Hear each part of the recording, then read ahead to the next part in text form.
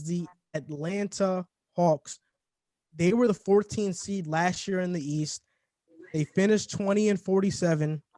And I think this year, the storyline for the Atlanta Hawks is Trae Young has help.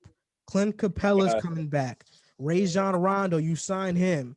Chris Dunn, Danilo Gallinari, Bogdan Bogdanovic, Solomon Hill, Tony Snell, even though those are lower tier guys. They lost Dwayne Dedman, Jeff Teague, DeAndre Bembry, which aren't huge losses. They got a head coach in Lloyd Pierce, who still is looking to prove himself. And Nate McMillan is an assistant on that coaching staff. Nate McMillan played a huge part in Indiana. He's a really good head coach. He's really good at developing young talent. So he can probably put Lloyd Pierce in the right direction, got him in the right direction. And in the draft, Onyeka Okongwu with a 6 pick, Skylar Mays. And I mean, this team is stacked offensively. Trae Young, Bogdanovich, DeAndre Hunter, John Collins, Clint Capella off the bench. You have Kevin Huter, Rajon Rondo, Cam Reddish, Okongwu, Gallinari, Chris Dunn. I mean, this team is stacked.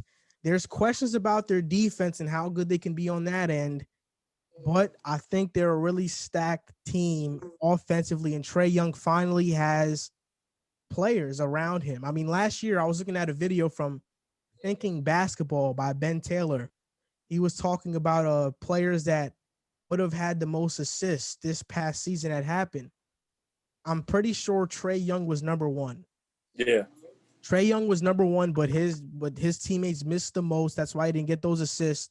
And Trae Young still averaged 9 assists. I'm pretty sure 9 or 10 assists, right? So imagine him with this roster now. He could possibly average like 14 assists. That's pretty crazy. And I think James Harden was second, but Trae Young finally has help. And I think every Atlanta Hawks fan is looking at this season as a playoff year.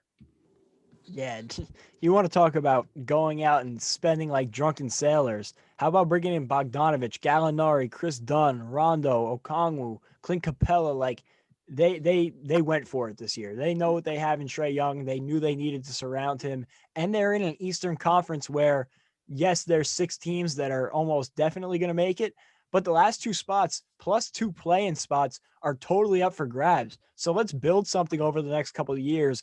And you're also looking at a Hawks team. I know they finished terribly last year, but they were missing John Collins for the first 20 games of the season, a bug that bit the Phoenix Suns too, and they faced a similar fate out west. So I think getting John Collins back for a full season, adding in all of that talent, they're a team that it's very easy to fall in love with on paper. It's going to take a lot of work to get all this to mesh, but I like Lloyd Pierce. I love Nate McMillan coming onto that staff. He did a great job putting the pieces together in Indiana, at least in the regular season. So I think that this Hawks team is a playoff team. Offensively, they're going to be deadly. I wouldn't be surprised to see them make a move just because they have so many pieces. It's like, where are they all going to play?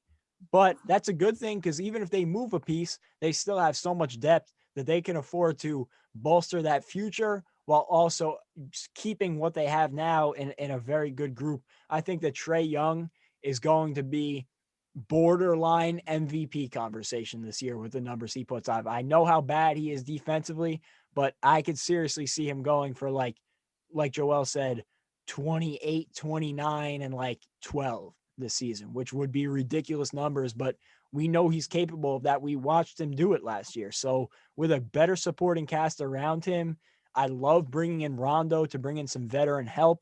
Gallinari was there in Oklahoma City last year with Chris Paul, so he'll bring some veteran leadership. And I just think as much as defense is a question mark, you have some solid defenders. Clint Capella is a very good defender at the 5. Collins is an underrated defender at the 4, more than the 5. Then DeAndre Hunter, Cam Reddish, Rondo, Chris Dunn. They have defenders and they have scoring. They just need to find a way to make it mesh. But I think they're a playoff team. Man. Yeah, I know how I feel about Atlanta, man. I'm going to start off by saying shout out to Lloyd Pierce. He's a pretty solid coach. He's a coach on the rise. I think he's going to do really well with this program. I think this is the right guy that they picked for this job in rebuilding the Atlanta organization. I think even though they traded for Trae Young. They could have had Luka. They traded for Trae Young. This is still the guy that I feel like it's like when the Rockets picked Hakeem Olajuwon and the Bulls got Michael Jordan. Yeah, Michael Jordan was behind Hakeem, but you didn't go wrong with Hakeem. I don't think Atlanta goes wrong with Trae Young. I think Trae Young is the guy for them going forward. I think they got Bogdan, Danilo Gallinari, who are great pieces for this team. I think the young guys and Cam Reddish, DeAndre Hunter, and John Collins are going to be good. Even Onyeka is going to be solid. I think the veteranship and the championship pedigree of Rajon Rondo is going to be key for Trae Young's future potential. I think Chris Dunn is an excellent plus defender off that bench, and I think he's still a young player. He's going to be good for this team. And Kevin Huerter, I forgot about him. He's a sniper off that bench. This team it can run 10, 11 deep, and this team is going to be really solid going into this year. Defense is going to be questioned. Absolutely. I think their starting lineup is going to have some defensive questions. I think Bogdan is starting along with DeAndre Hunter, John Collins, and Clint. But I think this team overall is going to be a playoff team. I have them as a 7th seed in the playoffs. I think they can drop as low as 10, but I think they'll be in the hunt all year. They'll either be in the playoff playing or they'll be in the playoffs. And I think Trae Young will be on the cusp of an MVP season if he puts up that 25 and 14 and they're winning. Because I think even last year he put up MVP numbers. They were just horrible.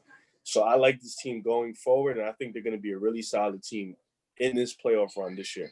And, a question that people have about Atlanta right now is, will signing guys like Gallinari, Bogdanovich, Rondo, Chris Dunn take away from the young guys they want to develop like Cam Reddish or DeAndre Hunter? I don't think it'll stunt their growth, because I personally feel like the best thing to develop young players is by winning. And we've seen that in Boston in the first year when Jaylen Brown was a rookie, and they made the playoffs with that team of Avery Bradley, Isaiah Thomas, and Al Horford. Terry Rozier was on that team too. They got better because they got a taste of winning, a winning culture. That's what gets you better. If you keep on losing, you're not going to get better. You're just putting up empty stats and losing. That being said, they spent a lot in the offseason like a drunken sailor. And I just had to say that. So they spent a lot in the offseason, and I think it has a chance to pay off for me, but before I give where I have them ending up, I think they can be as high as 5th. I really think Trae Young is that superstar level talent, and they can be really high. Their question is just really a concern. Their defense is just really a concern for me. That's what I'm questioning right now, even though they do have some individual solid defenders. So in my opinion, I think they'll miss the playoffs barely. I think they'll be a 9th seed, but they can be as high as 5th, and I can see them being as low as 11 maybe. But I have them finishing 9th, just outside of Washington, which I think could take that 7th and 8th. But I can see Atlanta making it over Indiana. Yeah, I feel similarly. I could see them finishing at 6, and I can't really see them finishing much lower than 11, but I have them sitting at 8. I think they're going to be a playoff team, and even if they finish at 9 or 10, I can easily see them making it through those playing games into the playoffs. I like this team a lot. They have some question marks, but I feel good that they'll put it together under that coaching staff.